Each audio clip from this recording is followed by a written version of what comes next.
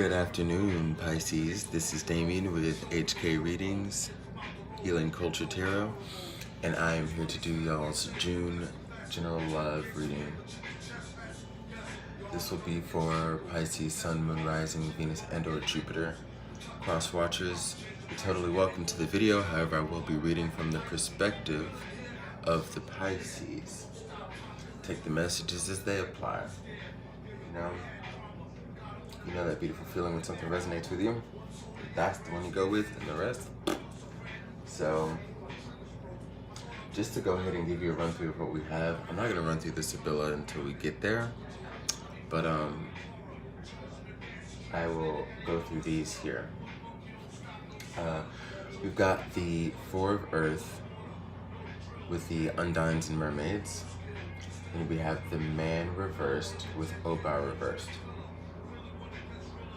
The Nine of Discs with the Moon reversed, the Eight of Cups with the Five of Wands reversed, the Chariot and the Strength card.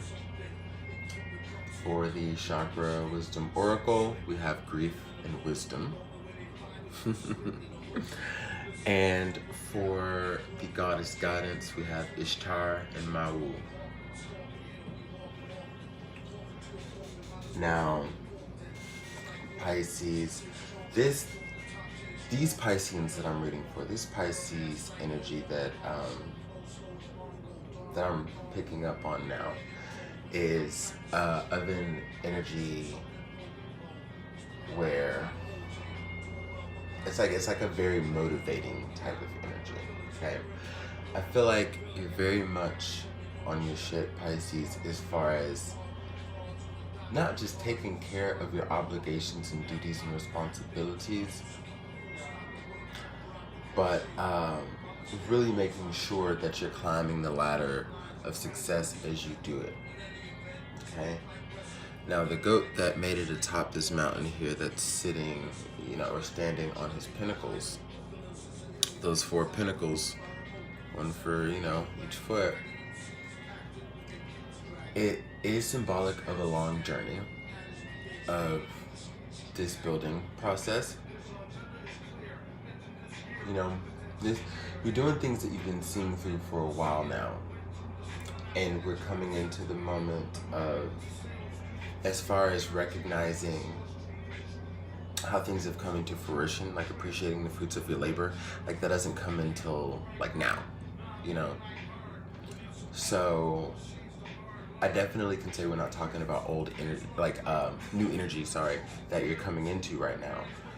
This has very much been a part of your past and in your journey within the last 5 months to a year. Now, I do feel as though there was a spike in how much you began giving your crafts, your business, your startups, your projects, due to getting rid of someone who caused a lot of disturbance and turbulence within your energetic field, okay? Now, I do get a sense that this is someone that you loved, but at the end of the day, regardless of what happened, the instabilities that you experienced got so great to where you're like, hey, I can't do this, I won't do this anymore. Okay, so the Undines and Mermaids actually is also kind of telling us that there's this remembrance within you. Okay, epiphany for some, awakening, remembrance, where it became about the person again, the people again, humanitarianism, things of that sort, right? I have a feeling that as it pertains to some of you, because this is a card that represents oral and written gesture,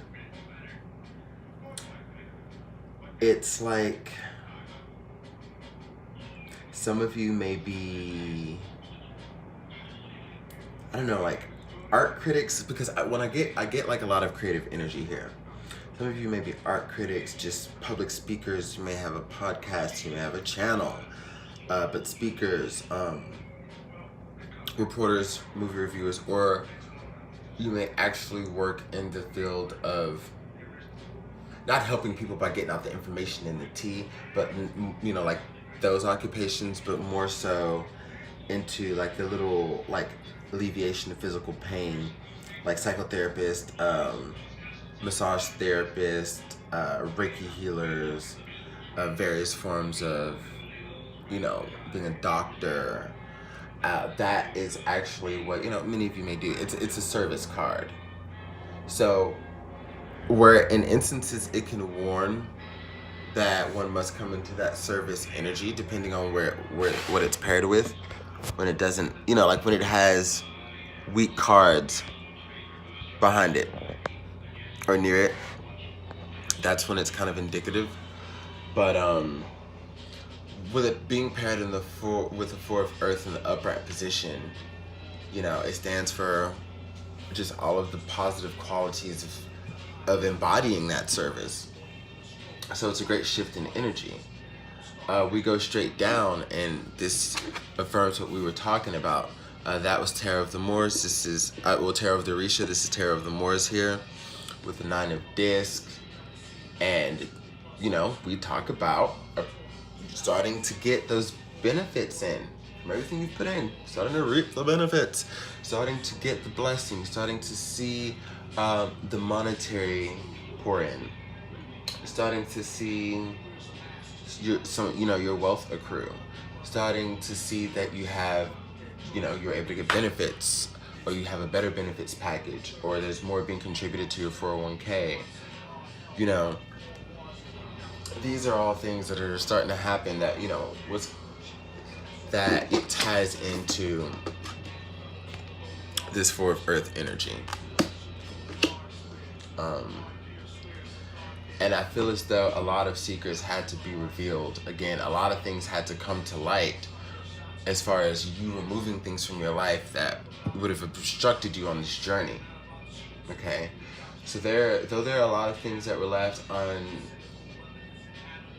unsaid and kind of left no closure, lack of clarity on a lot of situations, I feel as though the universe has been showing you that that's not really what you need. Like, you have enough already.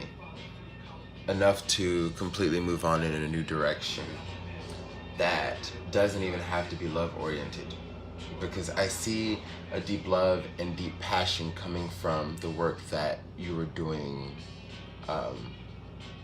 you know, within your community and within the world, essentially. For those of you who don't have that occupation yet, or, you know, really not taking that skill or trade or hobby to the next level yet, that's what June will be all about for you, whereas others, it will just be furthering that process. See, and when we talk about, this is also what we know about the Nine of Discs is she is single, you know, happily single. And more relation to what we have in the Four of Earth here from the Tarot of the Orisha. Like, we're seeing how the decks are backing each other up here. This is someone who is single, successful, alone, not lonely, and is actually still watching things be revealed as they live their lives, you know. I feel like you're just living your life and you're noticing answers come to you in ways you didn't expect about a certain someone, because you've completely stepped away. I mean, look, you got the Eight of Cups and the Five of Wands reverse. So you decided to remove yourself from a situation here. Decided to, you know, do what was something that was better for you, okay? So you removed yourself from a situation, and you realized that, like, it was just filled with drama, it was just filled with pain, and it was just something you didn't have time for. There were a lot of fights, and you ended up just transforming your life by removing this, right? When we get to the Chariot and the Strength card, you started, you know, whether you have or you're coming into this level of strong support, like a system around you, because you're gonna have, like with the Strength card, you have the inner strength to succeed and take on any adversary or anything that's in your way. Now, or just really just achieve anything you want. It doesn't have to be about anything combating you, but that, but you will be saw through that too. Like, the negativity will be removed as well. But it's talking about being able to achieve, anything you want within the Chariot and the Strength card. I just think that it's interesting how the Strength card notes the internal flame that is carrying and driving that. Whereas the Chariot does too, but it also talks about in the external realm, like the people that you have around you, the group that you have around you, the spirit guides and the ancestors that you have around you, that are also seeing this through to match the energy that you are carrying, just like the laws of attraction, right? But when we get to, okay, so let's just also get on the grief and wisdom here. I think we basically summed up pretty much the grief and wisdom combination here with, how you've grown and how you've chosen to use your experience for drive and for betterment, okay? So, more affirmations here from grief to wisdom.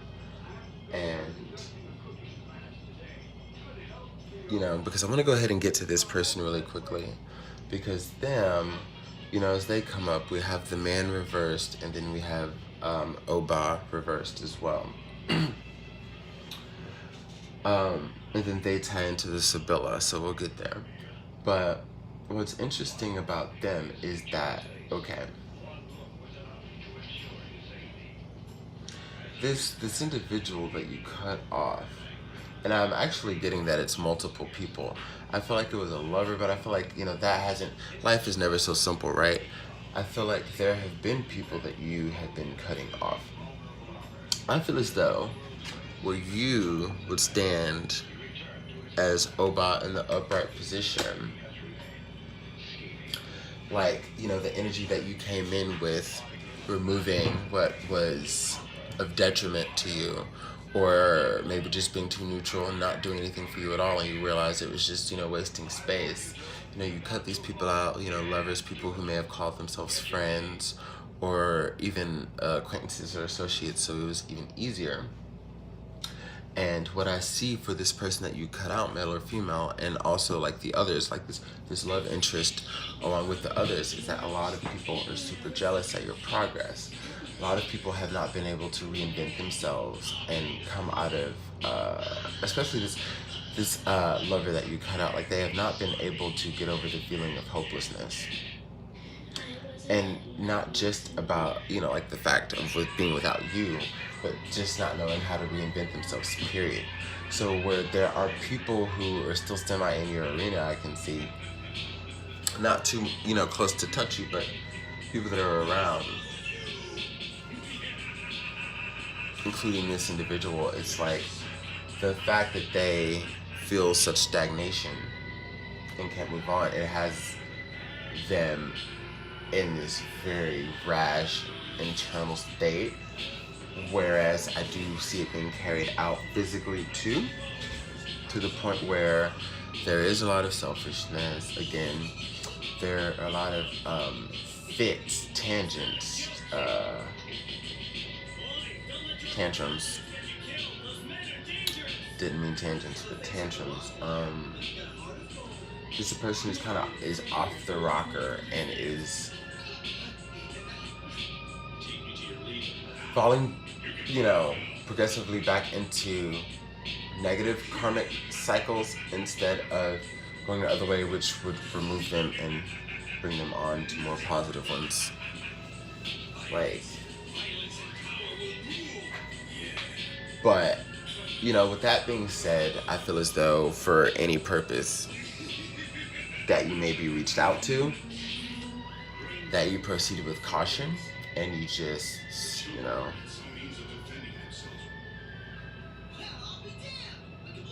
just be careful, because with Ishtar here we have boundaries. Love yourself enough to say no to others' time, to others' demands on your time and energy.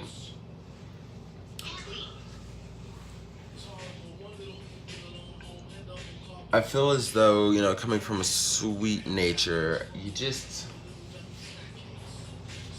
you know, some of you, because this is going to be for everyone, some of you don't have a problem setting boundaries, right? Because some of us do, some of us don't, some of us kind of. But, so I'm going to hit you with that one, but, like, but beyond the obvious, I feel as though if there's a good amount of you who still have not properly set them to where